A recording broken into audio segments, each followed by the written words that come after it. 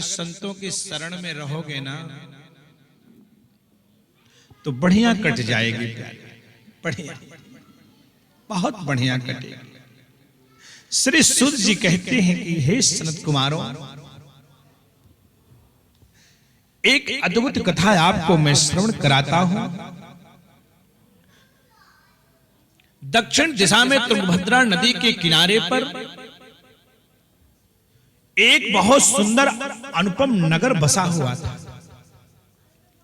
वो नगर नाना प्रकार के संपत्तियों से सुसज्जित था, किसी प्रकार का कोई कमी उस नगर में नहीं थी।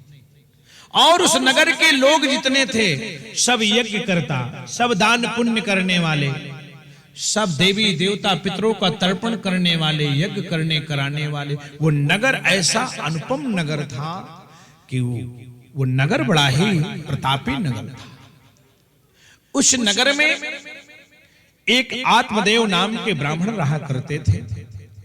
वो भगवान नारायण की बड़ी पूजा पाठ करते थे। देखिए, कभी कभी गृहस्थ के लोग विचलित हो जाते हैं कि हम इतने दान पुण्य करते हैं, इतने तीर्थों पे जाते हैं, इतने यज्ञ कराते हैं, फल हमको कुछ नहीं मिलता है। ध्यान रखना प्यारे, भाग्य जो होता है ना दो प्रकार का है। कैसे? कितने? दो प्रकार का। कौन कौन सा? एक प्रारब्ध है। प्रारब्ध उसको कहते हैं, जैसे छोटा बालक विद्यालय में जाता है तो एलकेजी यूकेजी पढ़ता है तो उसको पेंसिल कौन सी दी जाती है, पक्की की कच्ची? कच्ची दी जाती है ना। तो वो कच्ची पेंसिल से कई बार लिखता है और कई बार मिटा देता है। ये प्रारब्ध भाग आपका है। ये कौन सा भाग है? प्रारब्ध। एक कच्ची पेंसिल से लिखो और मिटा दो। कैसे? दान करे फल में फलचारी, तो मेटत अंक लिखे विधिना के। मिट गया। देखिए, परमात्मा ने दोनों लिखा है, वो आप मिटा सकते हो। कैसे? कर्म करके। लेकिन दूसरा भाग जो परमात्मा ने लिखा है वो ईश जन्य है। कौन सा? ईश जन्य। वो किसी के मिटाए नहीं मिटाए, कितना कोशिश कर लो, जब तक पूजा पाठ अनुष्ठान कुछ भी करा लीजिए आप,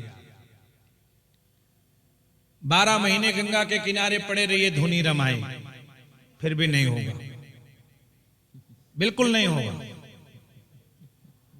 ईश जन्य जो भाग है ना वो किसी के मिटाए नहीं मिटता है। तो उसमें क्या करना चाहिए?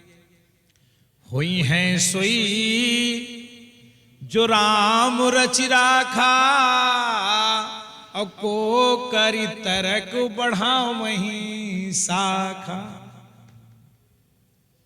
इसमें तो जो प्रभु की इच्छा है ना वो हो रहा है, लेकिन प्रारब्ध जो है उससे पीछा नहीं मोड़ना चाहिए कभी।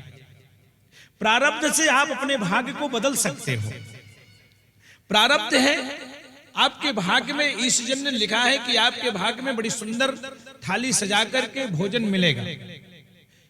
अब भोजन सामने आ गया, अब बताओ कैसे पेट भरेगा? प्रारब्ध करना पड़ेगा कि ईश्वर नहीं माना जाएगा? क्या करना पड़ेगा? प्रारब्ध करना पड़ेगा। आपके भाग्य में ईश्वर ने लिखा है कि फला स्थान पे आपको फला चीज मिलेगा। भोजन की बड़ी पकवान सुंदर थाली आपके सामने आ गई, लेकिन पेट को भरने के लिए हमें क्या करना पड़ेगा?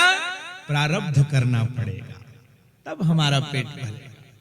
ऐसे ही भगवान का सत्संग है कि भगवान के सत्संग में हम जाते हैं ना तो प्रारब्ध के द्वारा मेरा भाग्य बदल जाता है।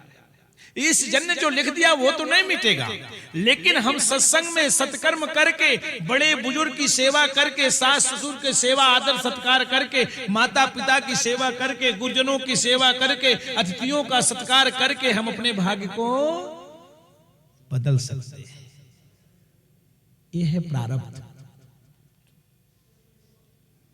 अनुपम नगर में आत्मदेव नाम के ब्राह्मण रहा करते थे। देखिए ये भगवान की कितनी बड़ी कि प्रभु की इतनी बड़ी माया कि उनके कोई संतान नहीं थी और सारे दिन केवल भगवान की सेवा में रहते थे, भगवान की सेवा में लगे रहते थे। अब आप विचार करिए कि जो दिन भर केवल भगवान की सेवा करता हो, यहां तक कि गाय का पालन गौ पाल रखा था, गौ के भी कोई संतान नहीं हुई। जो फल देने वाला वृक्ष लगाया, उस वृक्ष में कोई फल कभी आया ही नहीं। और यहां तक भी छोड़ो, सूत जी महाराज सनकाद ऋषियों से कहते हैं कि ऋषियों, आत्मदेव ब्राह्मण जी महाराज जो बाजार में जाकर के घर के लिए फल खरीद करके लाते थे ना, तो घर में रख देते थे, उसमें भी कीड़े पड़ जाते थे, वो भी खाने योग्य नहीं होते थे। अब विचार करो कि जो भगवान का इतना बड़ा भक्त है, उसकी ऐसी स्थिति हो,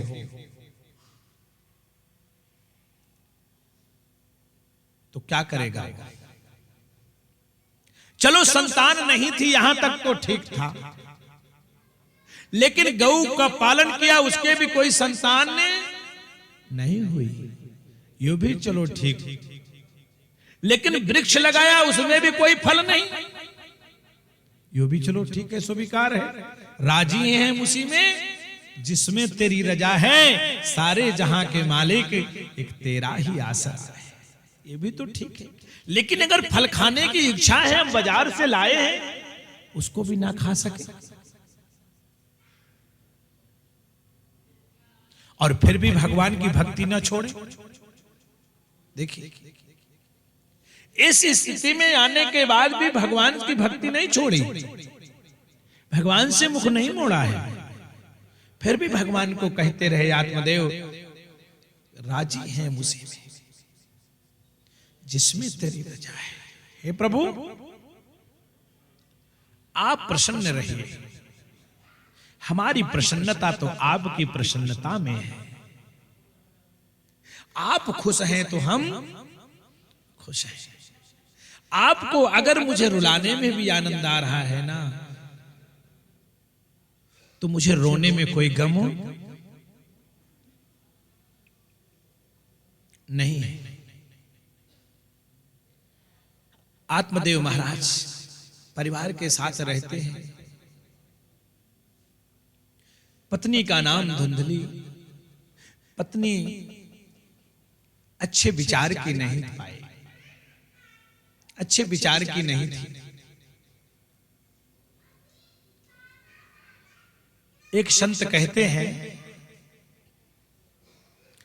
कि संत तुकाराम जी महाराज विठलनाथ भगवान के बड़े प्रेमी थे, बड़े भक्त थे।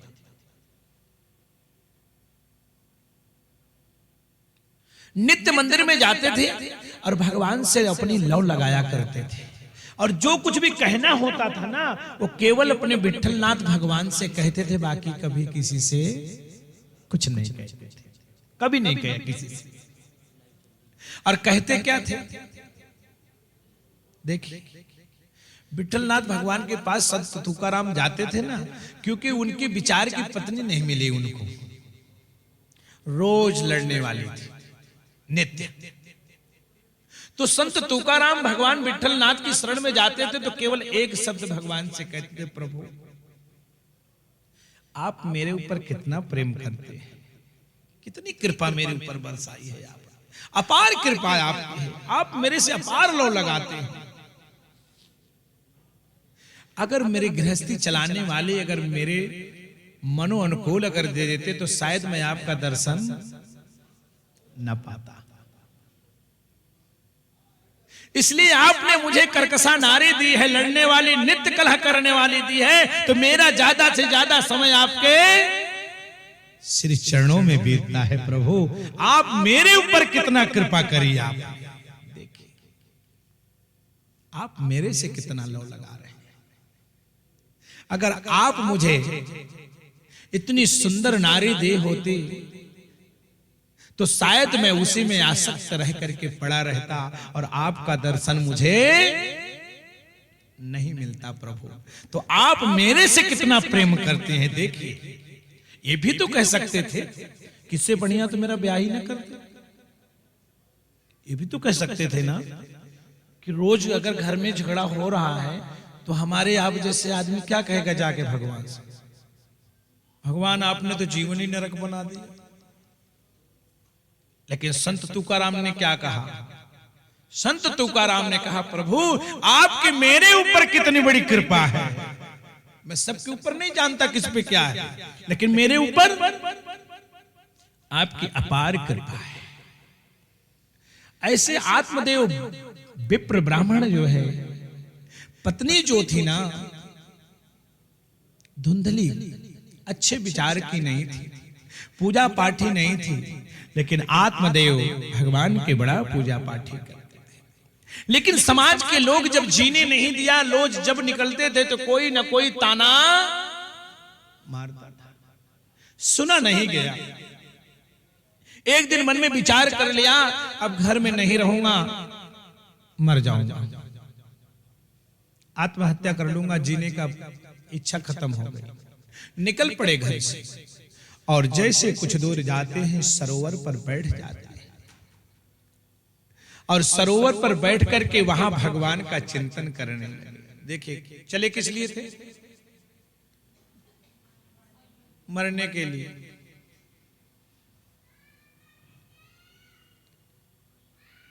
किसी संत ने कहा कि एक बूढ़ा व्यक्ति घर से निकला, घर वाले बहुत परेशान किए तो घर से निकला कि मैं जा रहा हूं, आज मर जाऊंगा, घर नहीं आऊंगा, मर जाऊंगा। आप लोग मुझे बहुत परेशान करते हैं, बहुत तंग करते हैं और हम जिंदा नहीं रहना चाहते, आज तो हम मर जाएंगे, अपने प्राण दे देंगे। अंधेरी रात, श्रावण भादों की रात जो होती है वो बड़ी अंधेरी होती है। श्रावण भादों की अंधेरी रात बरसात हो रही थी। लालटेन हाथ में लिया बूढ़ा, मरने के लिए चल पड़ा जंगल की ओर। जंगल की ओर मरने के लिए लालटेन लेकर के जा रहा था। सामने से एक युवा व्यक्ति मिला, बाबा अंधेरी रात में कहां जा रहे हो? बाबा को तो गुस्सा था ही। बाबा ने कहा मरने जा रहा हूं। बता तेरा क्या काम है? मरने जा रहे हैं? बाबा मरने तो जा रहे हैं तो बात ठीक है, लेकिन एक चीज मुझे बताइए कि आप तो मरने जा रहे हैं पर मरने में लालटेन क्या काम करेगा? इसे क्यों लेके जा रहे हैं? मरने में लालटेन का क्या काम है? अरे मरने जा रहे हैं अच्छी बात है, जाओ, लेकिन ये लालटेन का क्या काम है इसमें? बूढ़े ने कहा लालटेन इसलिए ले रखा हूं अगर कहीं गिर गया, चोट लग गई तो दवा तेरा बाप कराएगा। अगर मेरे चोट लग गई तो दवा कौन कराएगा, मेरा इलाज कौन कराएगा? इसलिए लालटेन साथ लेके जा रहा हूं। तो आप विचार करिए कि जो चोट से घबरा रहा है मरेगा? नहीं मरेगा। आत्मदेव किस लिए निकले थे? मरने के लिए। लेकिन निकले मरने के लिए, सरोवर पे जाके समाधि लगा ली, कर लिया भगवान का ध्यान और चिंतन यही कर रहे हैं कि आज तो मर ही जाऊंगा, घर वापस नहीं जाऊंगा। मन में विचार आया पेड़ में फांसी लगा लूं, आत्महत्या कर लूं, सरोवर में कूद करके अपने प्राण त्याग दूं। नहीं नहीं नहीं, अकाल मृत्यु होगी, प्रेत बनेंगे, उद्धार नहीं होगा, नहीं मरूंगा। देखिए विचार कई लाए, विचार कर रहे हैं और भगवान का भजन चल रहा है। देखिए इसका मतलब ध्यान कर लेना कि संकट कितना भी आ जाए पर भगवान का भजन करते रहोगे ना, जो करते रहोगे भजन धीरे धीरे, जो करते रहोगे भजन धीरे धीरे, तो मिल जाएगा वो रतन धीरे धीरे। जो करते रहोगे भजन धीरे धीरे, जो करते रहोगे भजन धीरे धीरे, तो मिल जाएगा वो सजन धीरे धीरे।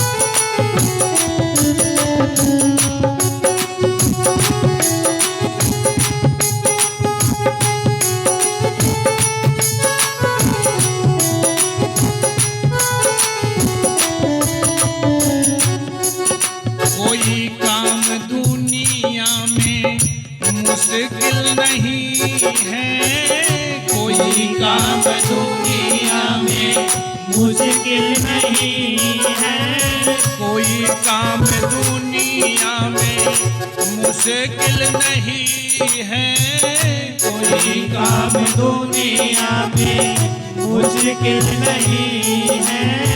जो करते रहोगे यतन धीरे धीरे, जो करते रहोगे यतन धीरे धीरे। जय जय श्री राधे।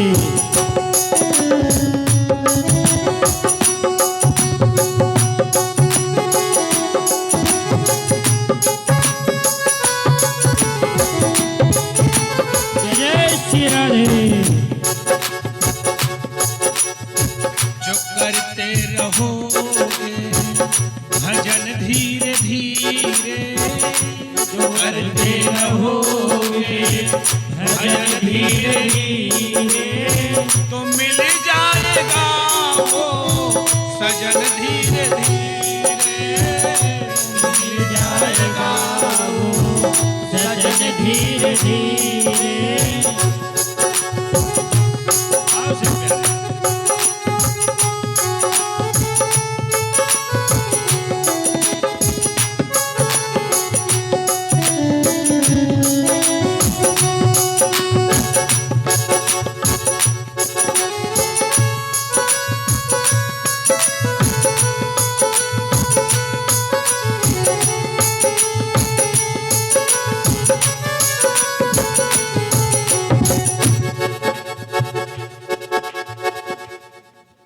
समझ गए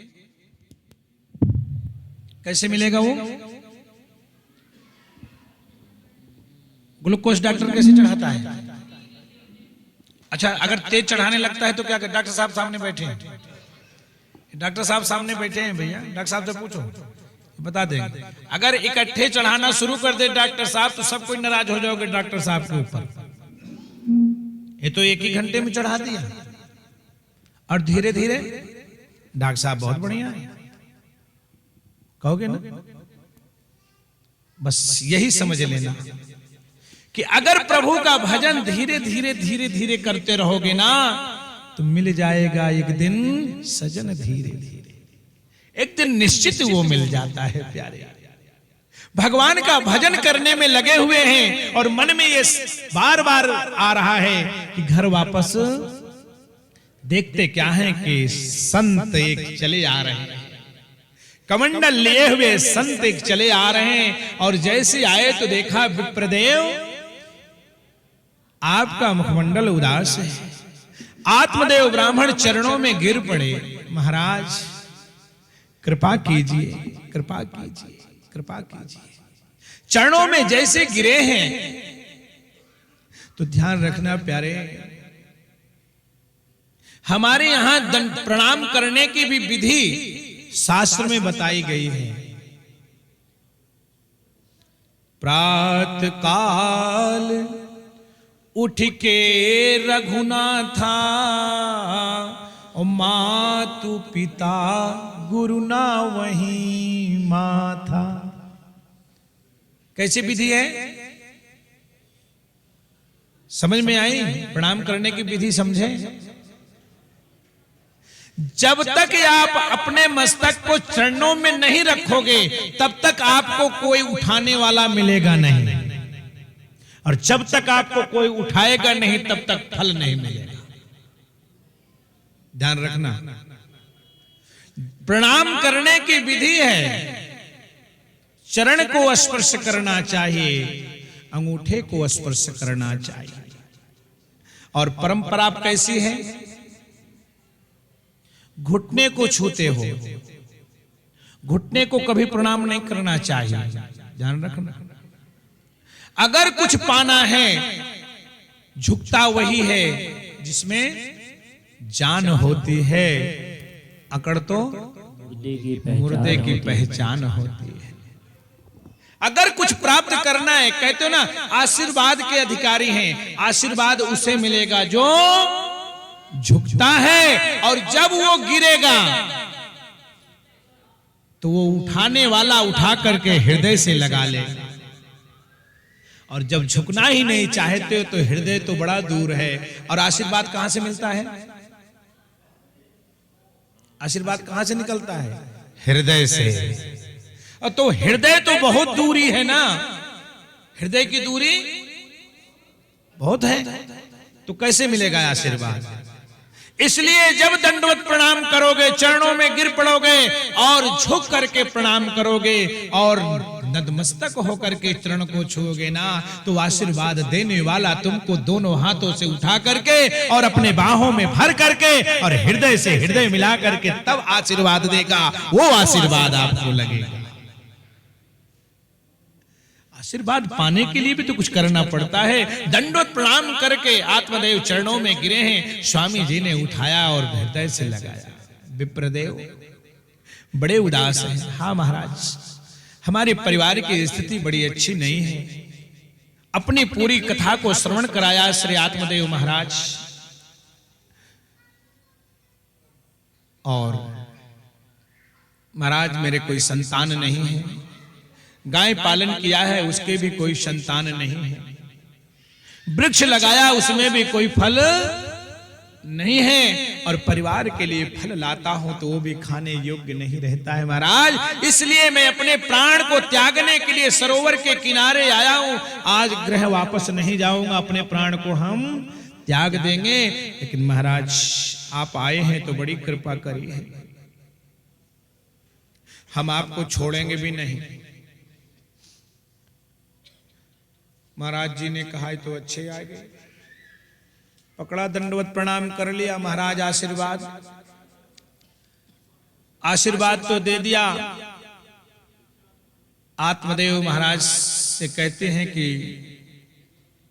महाराज मुझे तो संतान चाहिए, जब तक संतान नहीं मिलेगी मैं आपका चरण नहीं छोड़ूंगा। देखिए भगवान की पूजा करते करते उम्र बीत गई, पकड़ लिया गुरुदेव का चरण संतों का, महाराज मैं चरण छोड़ूंगा नहीं जब तक आशीर्वाद नहीं मिल जाएगा। महात्मा जी ने ध्यान लगाया और ध्यान लगा करके देखा, एक तो वैसे ही आत्मदेव पीड़ित थे, और ध्यान लगा करके देखते ही महात्मा जी ने कहा कि ब्राह्मण देव आप तो एक जन्म की चिंता करते हो, आपको तो 7 जन्म तक कोई संतान नहीं।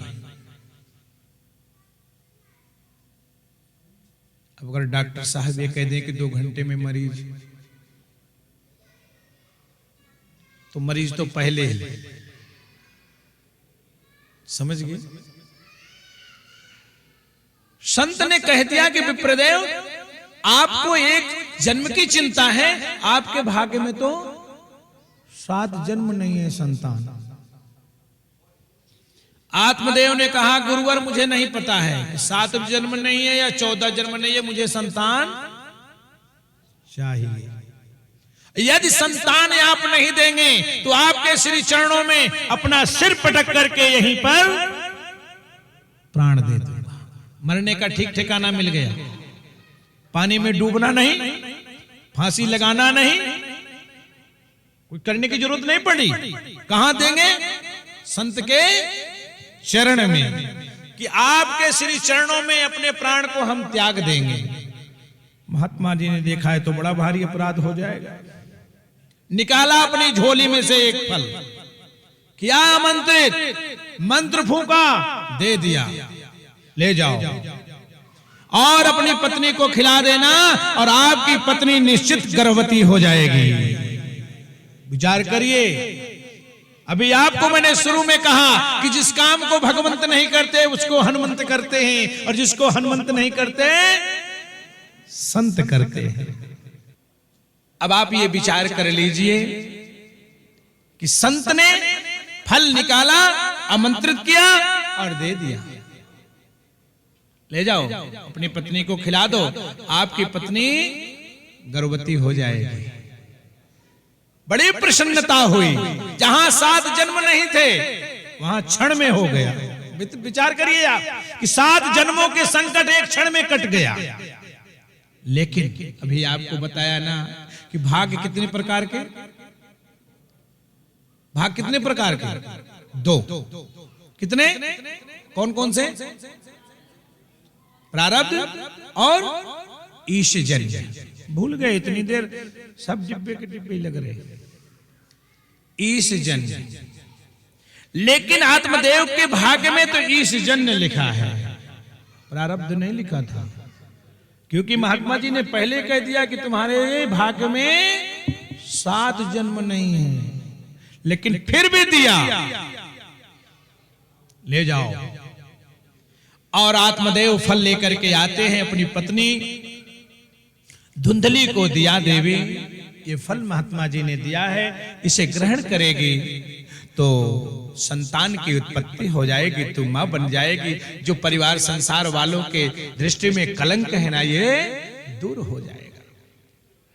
उसके विचार अच्छे नहीं थे, लिया फल रख दिया। आत्मदेव फिर भगवान के संध्या बंदन पूजन में अपना लग गए, अपने नित्य कार्य में लग गए। एक दिन तुरंत सहेली अपनी बुलाई और सहेली से विचार किया, बहन ये मुझे बता कि मेरे पतिदेव कहीं गए हुए थे, वहां किसी महात्मा ने इनको कोई फल दिया है, तो देवी ये बता मुझे कि अगर ये मैं फल खा लूं, और उन्होंने कहा इस फल को खाते ही तेरे गर्भ धारण हो जाएगा, तो इसमें होता क्या क्या है ये मुझे बता दे। और सहेली ऐसे मिली, ऐसा सीख दिया। सहेली ने कहा बहन सुन, संतान होने में बड़ा कष्ट होता है, बड़ी पीड़ा होती है, और बात सच्ची है। डरा दिया उसे, कहा बहन संतान होने में मां की जान भी जा सकती है, तुझे जान भी गंवाना पड़ सकता है। 9 महीने तक इतनी पीड़ा तुझे सहन करनी पड़ेगी कि उस पीड़ा को तुझे ही केवल सहन करना पड़ेगा, इसमें पतिदेव का कोई सहयोग नहीं है। बहन इतनी पीड़ा? हाँ, प्रवस काल में जन्म देते समय मां का दूसरा जन्म होता है, तू बचे या ना बचे इसकी कोई गारंटी नहीं है। बस धुंधली ने यही विचार कर लिया, अरे बहन इस फल को तो मैं नहीं खाऊंगा। बहन मोहल्ले में यदि चोरू चक्कू आ गए तो सब तो भाग जाएंगे और तू भाग नहीं पाएगी। देख मैं तुझे बता तो दे रही हूं, विचार तेरा है, तू क्या करेगी ये तू जान। मैं नहीं कहती कि तू खा या ना खा, लेकिन मैं तुझे पूछ रही है तो मैं तुझे सारी लीला सुना देती हूं। और यदि मोहल्ले से कहीं दावत आ गई तो तेरे से खाया पिया भी नहीं जाएगा, और 9 महीने तू इतने दुख में पीड़ित रहेगी, इतने दुख में पीड़ित रहेगी कि तू दुख को बर्दाश्त नहीं कर पाए। तो बहन क्या करूं? चल अगर मैं नहीं खाती तो करूं क्या? एक काम कर, इस फल को अपनी गाय को खिला दे, और ये पता भी चल जाएगा कि तेरे पतिदेव तेरे से कितना प्रेम करते हैं, ये भी पता चल जाएगा और तेरी जान बच जाएगी। तो पर बात तो सही है बहन कि अगर ये फल लाके दिया है तो अगर पूछा कि जो फल मैंने दिया था क्या हुआ, तो एक काम कर बहन, नित्य प्रतिदिन अपने पेट में कपड़ा बांध ले, और तेरी बहन के संतान होने वाला है। तेरे जीजा जी थोड़े लालची टाइप के हैं और तेरे पे द्रव्य बहुत है, उन्हें द्रव्य देना और संतान ले लेना। और तेरे पतिदेव आत्मदेव बड़े सीधे साधे स्वभाव के ब्राह्मण हैं, इन्हें पता कुछ लगने नहीं पाएगा। ठीक है, सहेली बड़ी बढ़िया मिल गई। इसलिए रामचरितमानस में बाबा गोस्वामी जी ने लिखा है कि बर बल बास नरक करताता, दुष्ट संग जन देहि विधाता। जिसका पड़ोसी बढ़िया है ना, समझो उसको जीते जी बैकुंठ है, उसको बैकुंठ जाने की जरूरत नहीं पड़ेगी, बैकुंठ उसके घर में चल के आएगा। और जिसका पड़ोसी सही नहीं है ना, मरने के बाद नरक में तो शांति है, पर वहां शांति नहीं है। बर बलबास नरक करताता, इससे बढ़िया तो नरक में रहना अच्छा है। पड़ोसी यदि खराब मिल गया तो, और पड़ोसी यदि बढ़िया मिल गया ना, तो स्वर्ग की कामना से बढ़िया वो कामना है। बर बलबास नरक करताता, दुष्ट संग जन देहि विधाता। दुष्टों का संग अच्छा नहीं होता प्यारे। और तुरंत गाय को दिया है, गाय को गर्भ धारण हो गया। देखिए, संत का दिया हुआ फल था, 7 जन्मों के दुख दूर होने वाले थे। लेकिन जब ईश जन्म लिखा है तो कौन मिटेगा। और उधर जब संतान बहन के होते हैं और बहन का संतान ले लिया और ला करके आत्मदेव को बता दिया कि पुत्र उत्पन्न हो गया है, आत्मदेव बड़े प्रसन्न हुए, जात कर्म संस्कार कराया। इधर जैसे धुंधली ने बताया कि पुत्र के जन्म हुआ है, उसी के आज गौ के भी जन्म होता है। गोकर्ण जी महाराज बोले गोकर्ण भगवान की जय। गौ के भी पुत्र, वृक्ष में बड़े सुंदर फल, गांव में लहर दौड़ गई, इसके तो भाग बढ़िया खुल गए। जहां गांव वाले ताने दे रहे थे, अब ऐसे नहीं रहा। इस पता है, इसके तो गाय के भी आदमी, इसके तो जिस पेड़ में कभी फल नहीं लगते थे उसमें भी लदे फड़े, इसके तो चारों तरफ से मजे आ गए। आत्मदेव बड़े प्रसन्न हुए, बच्चों का जात कर्म संस्कार कराया। नामकरण का जब दिन आया तो श्री आत्मदेव महाराज ने गोकर्ण का नाम तो गोकर्ण ही रखा, बालक का नाम गोकर्ण रखा। धुंधली ने कहा देखिए, एक बेटे का नाम आपने रखा है, दूसरे का मैं रखूंगी। जथा नामे तथा गुणे, नाम का बड़ा प्रभाव पड़ता है। नाम धुंधली, बेटे का नाम रख दिया धुंधकारी। मां का नाम धुंधली और बेटे का नाम धुंधकारी, दोनों एक विचार के हो गए, अच्छा विचार नहीं। इसलिए नाम बालक का सोच समझ के रखा करें। जो ब्राह्मण से निकलवाया है ना वो नाम रखें, यूट्यूब का नाम मत रखें। ध्यान रखें इस बात को, नाम का बड़ा प्रभाव पड़ता है। जथा नामे तथा गुणे, नाम का प्रभाव इतना पड़ता है कि आप लोग सब जानते हैं कि अजामिल केवल नाम से तरा है, जाप से नहीं तरा। किससे तरा? नाम से तरा है। इसलिए ऐसा नाम होना चाहिए बालक का परिवार में कि अगर माला करने का टाइम नहीं है ना तो दिन भर में माला अपने आप पूरी हो जाएगी। ध्यान करना, कितनी बार बुलाओगे माला पूरी होती रहेगी। इसलिए नाम चलता रहे, काम बनता रहे, कृष्ण गोविंद गोपाल गाता रहे, तो ये नाम होना चाहिए। और थोड़े दिन बीता, जब बालक जवान हुए, युवावस्था में आए थोड़े से, तो गोकर्ण जी महाराज तो पिता के बताए हुए रास्ते पर चलने लगे, पूजा पाठ जप तप में लग गए। लेकिन धुंधकारी जो था वो मां की राह पर चल पड़ा। वो मां की राह पर चलने लगा और थोड़े थोड़े से धन को वो लेना प्रारंभ कर दिया। पिताजी को भी सताने लगा। पिताजी कहीं से पूजा पाठ करा के आते थे तो ले लेता था, गोकर्ण जी महाराज से देखा नहीं गया तो गोकर्ण जी महाराज ने कहा कि पिताजी, भगवान की कृपा से आपके समस्त मनोरथ पूर्ण हो गए। अब एक काम करिए कि आप तीर्थ यात्रा करने चले जाइए।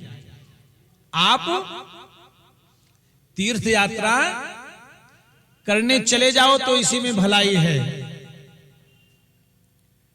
क्यों जानते हो असत का नगर तो नगर छोड़ दो।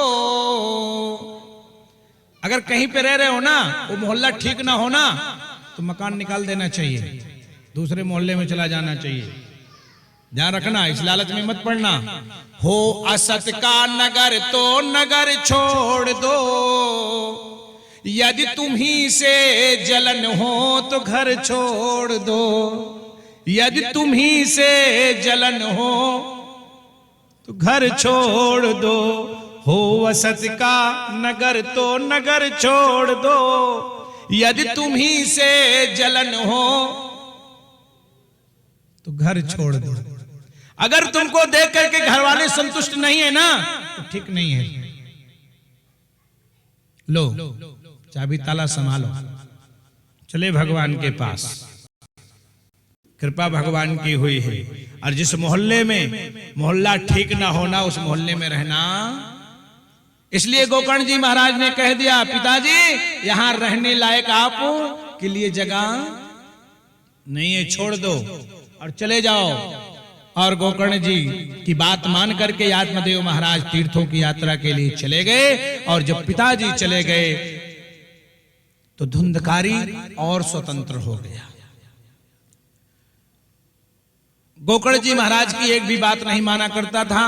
गोकर्ण जी महाराज ने देखा कि बात नहीं मान रहा है, पापाचार अत्याचार में लगा जा रहा है, रहना ठीक नहीं है। गोकर्ण जी महाराज भी यात्रा के लिए चल दिए, चले गए तीर्थों पे यात्रा करने, भगवान की तपस्या करने। अब कौन रह गया? धुंधली और धुंधकारी दोनों का विचार एक। अब धुंधकारी स्वतंत्र हो गया और धुंधकारी अपनी मां से रोज नित्य धन को लेता था और ले जाकर के बाहर लुटाता था। जुआ इत्यादि खेलने लगा, पापाचार अत्याचार दुराचार में लिप्त हो गया। और पैसा मां कब तक देगी, धन कब तक देगी? एक दिन तो धन खत्म होगा। एक दिन धन खत्म हो गया। मां को बड़ा मारा पीटा, बड़ा दुख दिया, मां से रहा नहीं गया। धुंधकारी ने जो कुछ भी गहने कपड़े थे सब ले जाकर के लुटा दिया। धुंधकारी की मां ने विचार कर लिया, अब रहना ठीक नहीं है। अंधेरी रात्रि में उठी है और जाकर के कुएं में कूद करके अपने प्राण को देखी। एक बाप के दो बेटे, किस्मत जुदा जुदा है। एक पहाड़ का है पत्थर, कोई मूर्ति बन खड़ा है, कोई फरस में जड़ा है। गोकर्ण जी महाराज तो भगवान नारायण के भक्त बने और दूसरी संतान मां को कष्ट दिया है।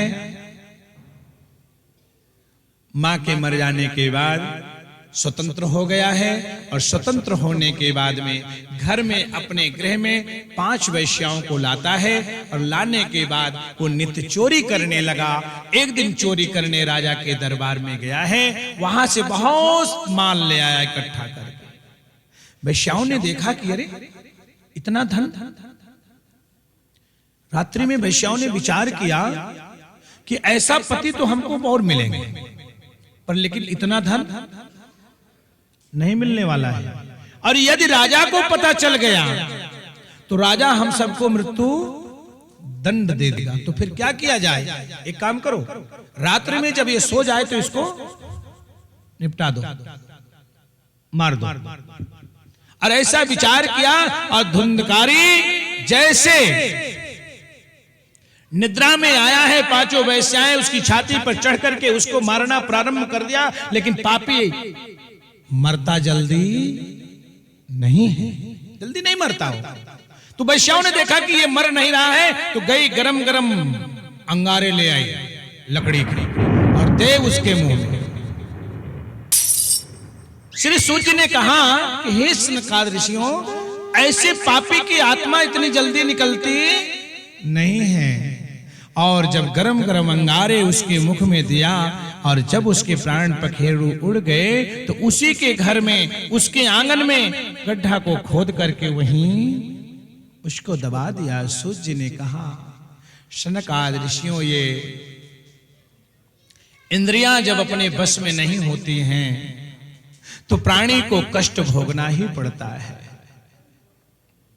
सारा धन लिया और बाहर से ताला मारा और वेश्याएं सब चली जाती हैं। और वेश्याओं के जाने के कुछ दिन के बाद में श्री गोकर्ण जी महाराज तीर्थ यात्रा करके वापस आते हैं। और गोकर्ण जी महाराज जब आए थे तो गांव वाले से पता चला कि भैया पिताजी तो आपके पहले आपके साथ में चले गए थे, माता जी आपके कुआं में कूद करके अपने प्राण को त्याग दिया, और आपके भाई का क्या हुआ कुछ पता नहीं। गोकर्ण जी महाराज घर में गए, घर का ताला खोला और जाकर के अंदर रात्रि में शयन किया है। श्री गोकर्ण जी महाराज रात्रि में जब शयन किया तो प्रेत बना, वो बड़ा भारी भयंकर प्रेत बना और गोकर्ण जी महाराज की छाती पर कूद पड़ा।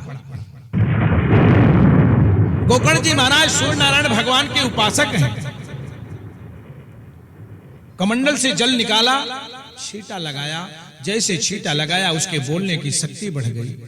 देखते भाई को रोने लगा, भाई मैं बहुत बड़ा पाप किया, माता पिता को सताया, आपको सताया, सबको सताया, उसका फल मैं भोग रहा हूं, भाई मेरा उद्धार कर दे। गोकर्ण जी महाराज ने कहा, मैं गया में जाकर के तीर्थों पे जाकर के पिंडदान किया है, स्नान किया है, जप तप किया है, विष्णु सहस्त्र पाठ किया है, क्या इसका फल तुझे नहीं मिला? धुंधकारी ने कहा, भैया इसका मुझे कोई फल नहीं मिला, क्योंकि मेरा पाप ही इतना है कि मेरा पाप धुला ही नहीं। तो फिर तेरा उद्धार कैसे होगा? भैया कैसे भी हो पर मेरा उद्धार करिए, मैं प्रेत योनि में पड़ा हूं और प्रेत योनि से छुटकारा आप ही दिला सकते हैं, मुझे कोई दिला नहीं सकता। प्रातः कालीन होता है, श्री गोकर्ण जी महाराज साधु संत ऋषि मुनियों की शरण में आश्रम में जाते हैं, सबसे उपाय पूछते हैं, नाना प्रकार का उपाय बताते हैं, लेकिन गोकर्ण जी महाराज कि समझ में कुछ आया नहीं। तब गोकर्ण जी महाराज सूर्य नारायण भगवान की आराधना करी, गुरुदेव कृपा करिए, मेरे भाई का उद्धार कैसे होगा? तब सूर्य नारायण भगवान ने कहा, गोकर्ण श्रीमद् भागवत महापुराण अपने भाई को सुना, इससे इसकी मुक्ति हो जाएगी, ये परम धाम को चला जाएगा, ये प्रेत तत्व से छूट जाएगा।